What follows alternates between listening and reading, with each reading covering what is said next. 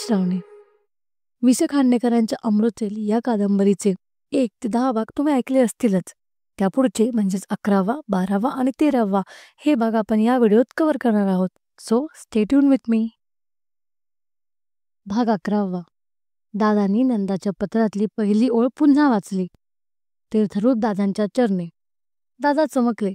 कॉलेजच्या सहलीसाठी किंवा नातातल्या लग्नाकरिता नंदा क्वचित बाहेर गावी जाई. तेव्हा तिच्याकडून येणाऱ्या पत्रात ती दादांना सप्रेम नमस्कार असा मायना असे. आज तो बदलला होता. तीर्थरूप दादांच्या चरणी हे शब्द नंदा नकळत लिहून गेली होती. दादांना वाटले, दुःख माणसाला अंतर्मुख करते, हेच खरे. ते दुसऱ्या माणसाशी असलेले आपले नाते अधिक स्पष्ट करते, अधिक दृढ करते. त्याशिवाय का नंदाने हा मायना लिहिला असेल? दादा अधीरपणाने वाचू लागले. तीर्थरूप दादांच्या चरणी नंदाचा शिरसाष्टांग नमस्कार. दादा, मला क्षमा करा. तुमच्या लाडक्या नंदाला तुम्ही क्षमा कराल ना? मगाशी खोटं बोलले मी तुमच्याशी. ते सारखं मनात डाचतंय, म्हणून जेवून खोलीत आल्यावर लगेच हे पत्र लिहायला बसले. शिवाय खरं सांगू, हल्ली स्वस्त झोपच येत नाही मला. अंथरुणावर पडले की मन भरकटू लागतं, धुळीच्या वावटळीत सापडतं. खोलीत काळोख झाला की नाही ते चित्र दिसू लागतात. मग दोरी तुटलेल्या पतंगासारखी स्थिती होते माझ्या मनाची. आठवणीची गिधाडं आपल्या अधाशी पंखांचा फडफडाट करीत मला वेढून टाकतात आणि आपली क्रूर नखं माझ्या काळजात खुपसून जाऊ देत. संध्याकाळी मी कुठल्याही मैत्रिणीकडे गेले नव्हते. दासबाबूंच्या घरीही गेले नव्हते. मी आणि शेखरनं ज्या ज्या जागी गुजगोष्टी केल्या होत्या तिथं मी वेड्यासारखी भटकत होते. भूतकाळाच्या भुयारात पुन्हा पुन्हा डोकावून पाहत होते. कलासागरात बुडून गेलेल्या असंख्य रंगबिरंगी कागदी होड्या, त्यातील एखादी तरी पुन्हा वर तरंगत येईल अशी वेडी आशा उराशी धरून मी फिरले. भटकले. एखाद्या समाधीचं दर्शन घ्यावं तशी आम्हा दोघांच्या भेटीगाठीची प्रत्येक जागा मी पाहिली. आसवांच्या फुलांनी त्या प्रत्येक समाधीची पूजा बांधली. पण मन थाऱ्यावर येईना. मुंबईच्या कधीही न संपणाऱ्या लांब रुंद रस्त्यातून माणसं मुंग्यांसारखी फिरत होती. ही सारी काळी गोरी, भली बुरी, गरीब श्रीमंत, लहान मोठी माणसं जिवंत आहेत आणि माझा शेखर मात्र. ती माणसं पाहून मनात येई, देव किती निर्दय आहे, किती कृपण आहे. लाखो लोकात एखाद्याच्या वाट्याला येणारा हा विषाचा प्याला त्यानं मला का प्यायला लावावा? मृत्यूचं हे काळं कुट्ट कोडं मला कोण उकलून दाखवील? हळहळत, चरफडत, तडफडत मी आजचा सूर्यास्त पाहिला. लाल, गुलाबी, केशरी रंगाची नदी पश्चिम क्षितिजावर दुथडी भरून वाहत होती. गतवर्षी असाच झगमगता सूर्यास्त आम्ही दोघांनी डोळे भरून पाहिला होता. तो पाहूनही आम्ही अतृप्तच राहिलो होतो. त्यावेळी नैऋत्येकडल्या लालभडक रंगानं गेलेला शेखर म्हणला होता, नंदा, तुझ्या संगतीनं माझ्यासारख्या गद्य माणसाला सुद्धा काव्य सुचायला लागलंय हं. समोर पहा ना जरा, कुंकवाचा केवढा मोठा करंडा सूर्याचा पाय लावून लवणला आहे. त्यातलं सारं कुंकू आभाळात पसरलं आहे. शेखरच्या या बोलण्याचं मला कौतुक वाटलं. तेव्हा मी थट्टेने त्याला म्हणाले, नवकवी होण्याची लक्षणं दिसतायत हं. आज ते सारं आठवलं. त्याचं ते बोलणं ही पुढल्या अशुभाची पूर्वसूचना होती की काय, देव जाणे. काळोख पडला तरी माझी भ्रमंती सुरूच होती. त्या भ्रमिष्ट मनस्थितीतच मी समुद्रावर गेले. तिथे वाळूत बसून शेखरनं आणि मी भावी सुखाचे कुतुबमिनार उभारले होते. पण ते बिचारे सारे वाळूचे मिनार ठरले. दुर्दैवाच्या एका अजस्र लाटेनं ते उद्ध्वस्त होऊन धुळीला मिळाले. अंधार दाटत होता. गर्दी हळूहळू विरत होती. ज्यानी मनी नसलेल्या घरातल्या बिळातून एखादा नाग फुत्कारत बाहेर यावा तसा त्या अंधारातल्या एकांतातून आत्महत्येचा विचार माझ्या मनात डोकावू लागला. वाटलं, हृदयात पेटलेला वणवा समोरच्या अथांग पाण्यात विझवून टाकावा. मृत्यूच्या यक्ष प्रश्नाचं उत्तर मृत्यूखेरीज दुसरं कोण देऊ शकेल? मी बसले होते. ती जागा हळूहळू निर्मनुष्य झाली. जवळपास कुणी नाही असं पाहून मी पाण्यात पाऊल टाकलं. गौरीहार पूजून बोहल्याकडे जाणाऱ्या वधूसारखी मी मृत्यूला माळ घालण्याकरिता पुढं जाऊ लागले. पाणी गुडघ्यांवर आलं. आणखी थोडं पुढं गेले की माझे पाय लटपटू लागले. काळजातली धडधड नगाऱ्याच्या आवाजासारखी वाटू लागली. पण मन सुन्न होतं, मस्तक बधीर होतं. एखाद्या कळसूत्री बाहुलीसारखी मी एक एक पाऊल पुढं टाकीत होते. मृत्यूच्या मिठीत तरी तडफडणाऱ्या मनाला विसावा मिळेल या आशेनं. त्या क्षणी तुमची आठवण झाली मला. काळ्या कुट्ट आकाशात वीज चमकावी तशी तुमची माया डोळ्यांपुढं मूर्तिमंत उभी राहिली. मी इंटरच्या वर्गात होते तेव्हा विषमज्वर झाला होता मला. जवळजवळ आशा सोडली होती डॉक्टरांनी.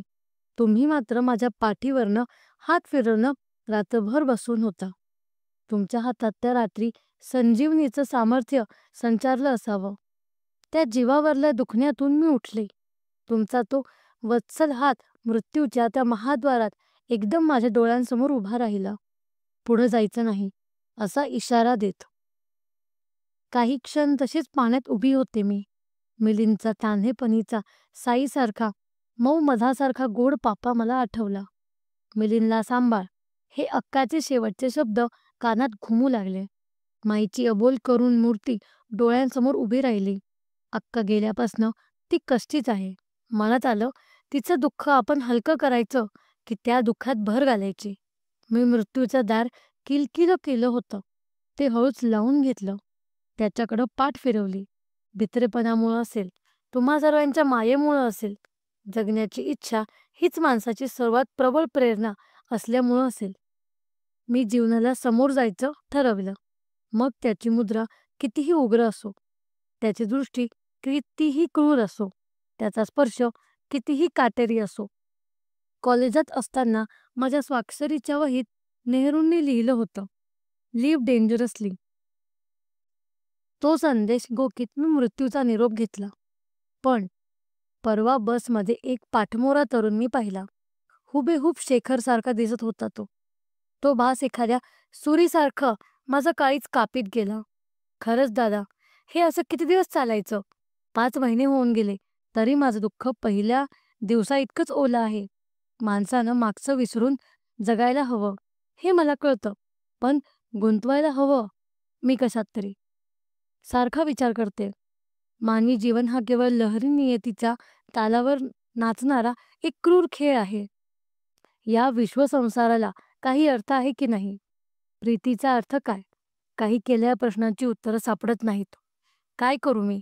नोकरीत मन गुंतविल्यानं ही टोचणी कमी होईल का PhDच्या अभ्यासात? दादा, तुम्ही मला मुलासारखं वाढविलं. नंदा हाच माझा आनंद असं नेहमी म्हणत आलात. तुम्ही मला निर्भय बनवलं, विचार करायला शिकवलं. बुद्धीच्या निकषावर माणसानं प्रत्येक गोष्ट घासून पाहायला हवी असं लहानपणापासून तुम्ही माझ्या मनावर बिंबवलं. पण आकाशातल्या कुऱ्हाडीच्या या पहिल्याच घावानं मी अशी घायाळ झाले. माझी मलाच खंत वाटते याची. असं का व्हावं? गेले 3-4 महिने मी या प्रश्नाचा विचार करीत आहे. मला वाटतं पुस्तकांच्या विशाल सुंदर पण स्वप्नाळ जगात मी वाढले.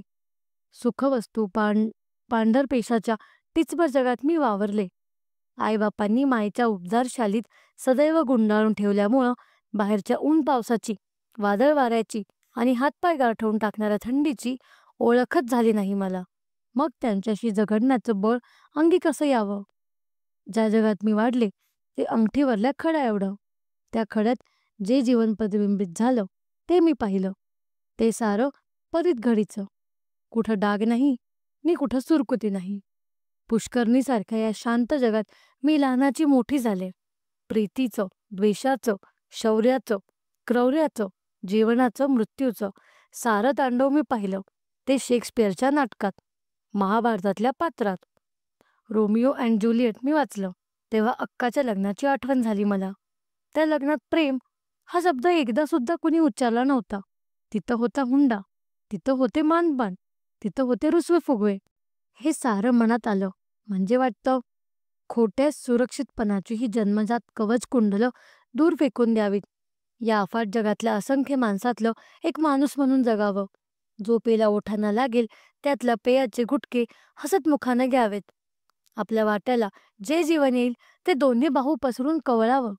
माई फारशी शिकलेली नाही, तिनं शेक्सपियर वाचलेला नाही, पण तिच्यापाशी दुःख पचवण्याची शक्ती आहे. कारण देवावर तिची खरीखुरी श्रद्धा आहे. अक्का गेली तेव्हा मिलिंदाला पोटाशी धरून ती दोनच शब्द बोलली, देवाची इच्छा. काळजाच्या फुटलेल्या धरणाला या दोन शब्दांनी तिनं भान घातलं. तिची ती श्रद्धा माझ्यापाशी नाही, त्यामुळे जीवाच्या अकांताच्या वेळी माणसाला आवश्यक असणाऱ्या श्रद्धेच्या आधाराला मी पारखी झाले आहे. ही माझी एकटीच्याच दुर्दैवाची कहाणी नाही, आमच्या पिढीचं दारुण दुःख आहे हे. आमच्या मनातली रिकामे पडलेली देवाची जागा कशी भरून काढायची हा आमचा पुढला खरा प्रश्न आहे. पत्र खूप लांबलं. तुमच्याशी हे सारं नीट बोलता येईल असं वाटेना, म्हणून लिहित बसले. हे सारं लिहिल्यामुळं किती हलकं वाटते म्हणून सांगू.